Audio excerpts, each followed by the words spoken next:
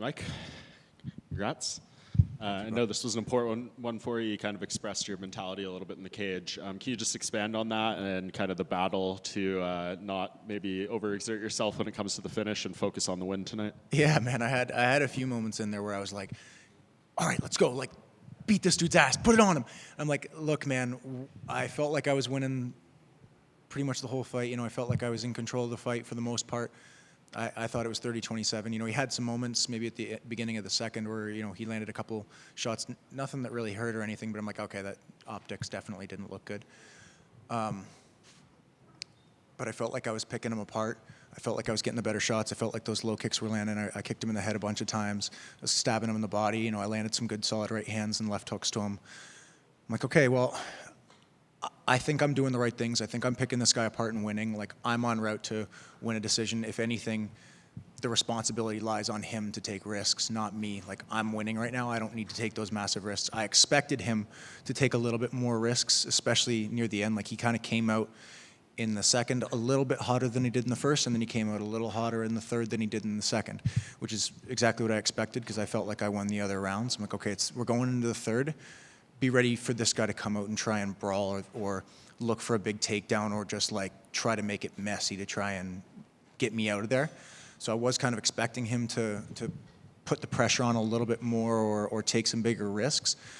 And I was like, okay, in those exchanges, that's where I'm going to hurt this guy or really pull ahead. Until then, I'm just going to keep picking at him and take my time.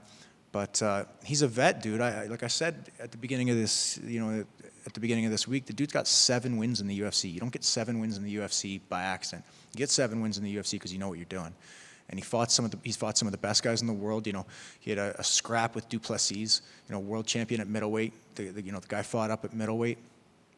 I think he beat Ryan Spann and some other solid guys earlier in their career. Like, I think he beat Brendan Allen early in his career. I think he's beaten some really good guys. Obviously, when Brendan Allen was much younger, but I'm like, dude, this guy's beaten some really good guys. This isn't some guy to not respect. I mean, everybody in the UFC is good at this point, but I felt like I had to check the ego a little bit in this one, where I pride myself on putting guys away, and I'm like, look, if you get the stoppage, that's amazing. If you get 15 minutes of cage time and win by decision, that's amazing.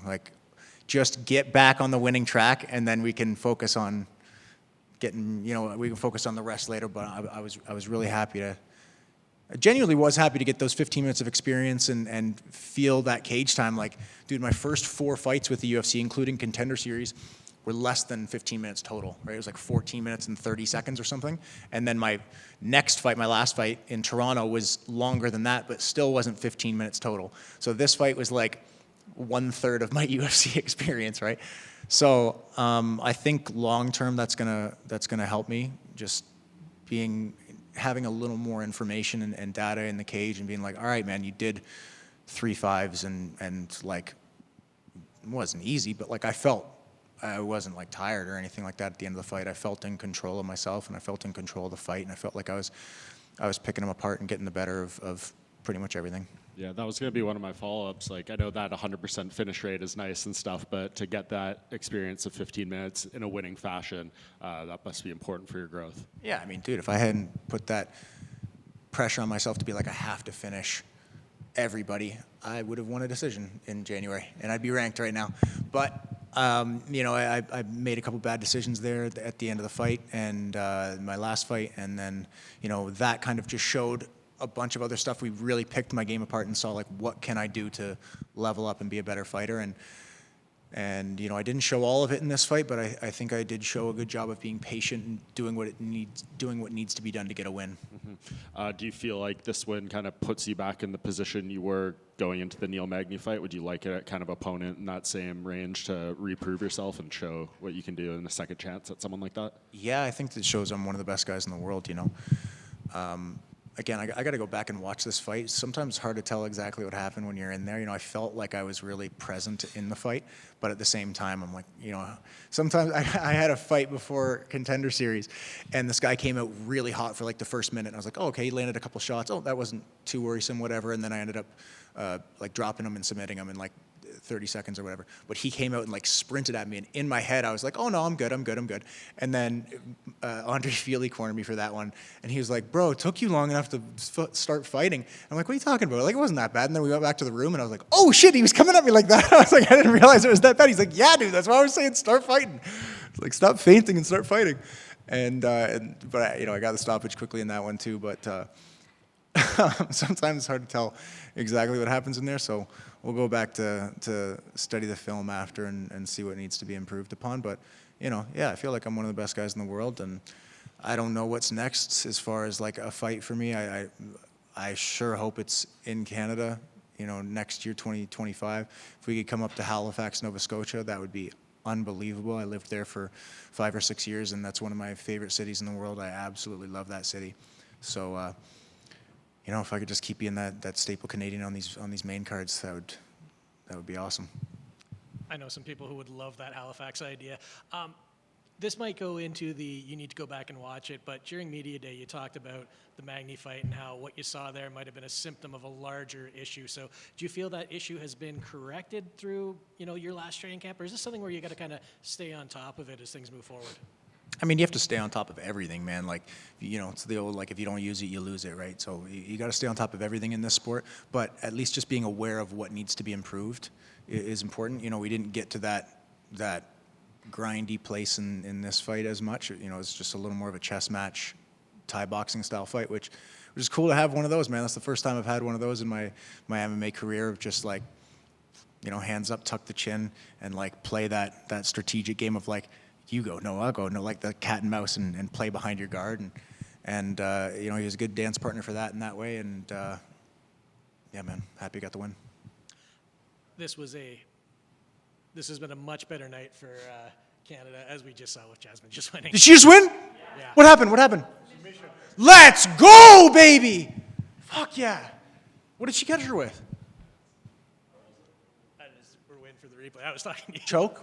Do you know what kind of choke? Yeah, let's what? Sorry, I want to see. I can't see this. Can you see? No, I can't see it. Darce choke. She's sick with that. There we go. So much better night for Canada. Thank you for and that. I don't know if you were able to, but did you get to see, while you were warming up in the back, get to see any of the other guys who were going?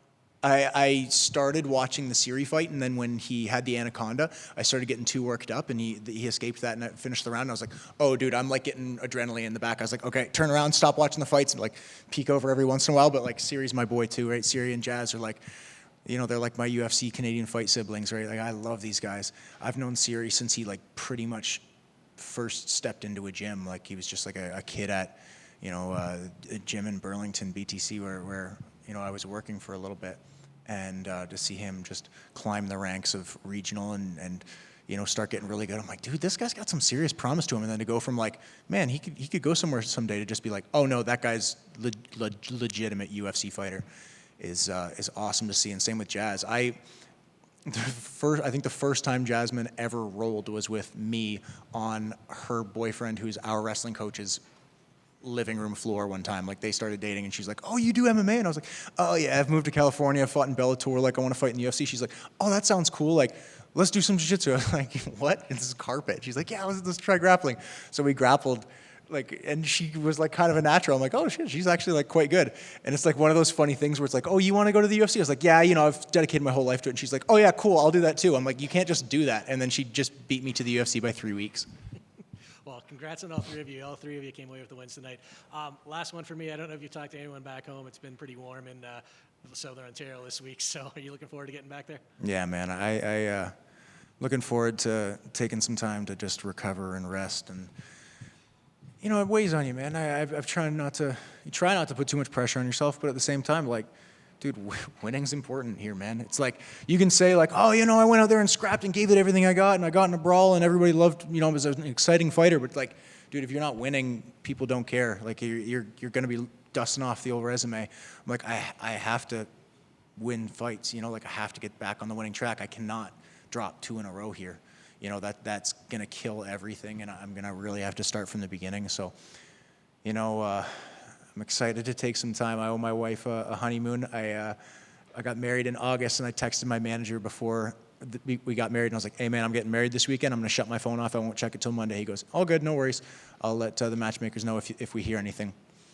And then I turned my phone on Monday after the wedding, like the day after we got married, and checked my phone, and the first text I saw was Trevin Giles, November 2nd, Edmonton, Alberta. I'm like, God damn, I'm glad I turned my phone on. Otherwise, we would have been saying like our vows, and I would have been like moving my head and like thinking like, okay, should I be taking this guy down? Should I be striking with him? But yeah, man, so I'm down for a couple weeks of chilling. I might go down to LA and see my brother. He plays down there for Ontario Reign and the LA Kings, so might go see him, or might take my wife on a honeymoon. Enjoy it. Congrats. Thank you, brother. Hi, Mike. You talked about pressure, fighting in front of the Canadian fans. You seem to really enjoy that fact, and for other fighters that might add some extra pressure, but it doesn't seem to for you. I feel like I definitely did a better job of it this time. I think maybe last time was the only time that I maybe thought about it a little too much, where it was like it took from like my journey and just thought about it more as like the, how I have to fight for these guys and I have to continue to get finishes. Like, again, at heart, I'm a finisher. So somebody makes one big mistake, the fight's over, and I will put people away. But my opponent fought a good fight tonight and I wasn't able to put him away. But yeah, dude, I mean, I do feel that pressure in certain ways. But I think honestly, like I just have gotten back to like when you just are yourself and fight the way that you fight and act the way that you normally act. Like the Canadian fans are behind you anyway, so you don't need to like have anything added. But dude, yeah, I love representing our country, man. Like I lived in California for 7 years, something like that. I lived in California for 7 years, and I loved it down there. I love my Team Alpha Male guys. Miss you guys. Love you guys.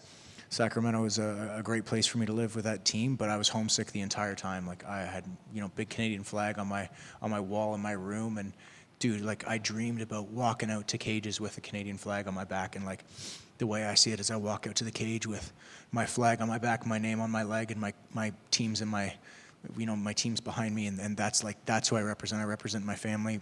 I represent my family. I represent my country, and I represent my teams, and I'm so proud to carry those people on my back, and so it's hard to not feel the pressure sometimes of like, I really want to shine for these guys, and I want to give the Canadian fans somebody to get behind. But at the same time, it's like step number one is getting wins, right? So that's the most important thing.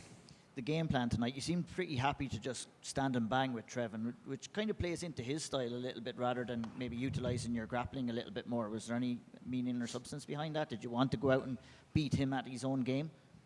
No, I mean, I'm a high-level striker too. I've just mostly gotten submissions in the UFC. Like I think, I don't think people know that my striking's like that. Maybe I do have a high-level Thai boxing background. I grew up with Cruella and Helmegen. It's been 15 years since I met this man, and he's guided me along this journey. And I've been blessed to work with a lot of other great boxing coaches and striking coaches throughout the years. And yeah, I mean, I've said I think I'm one of the most well-rounded guys in this game, and I truly believe that. So, if there had come a time in the fight where I got really hurt or I felt like I was losing on the feet, like obviously there were some exchanges where,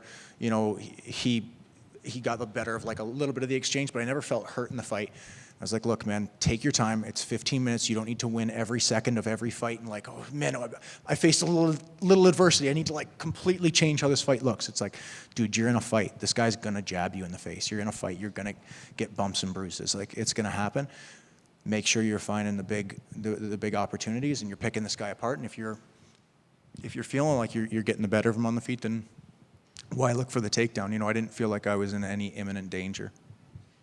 You're wanting to set yourself mini goals, obviously, as you progress through your career. And I think, one that's pretty achievable with another win or two would be to headline a fight night card here in Canada, maybe to get a chance to do it in Halifax, like you said already. I'm sure that would be a dream come true. Dude, that would be an absolute dream come true. Thank you. Good luck, or well done tonight. Yeah, thank you. Thank you, guys. Appreciate you.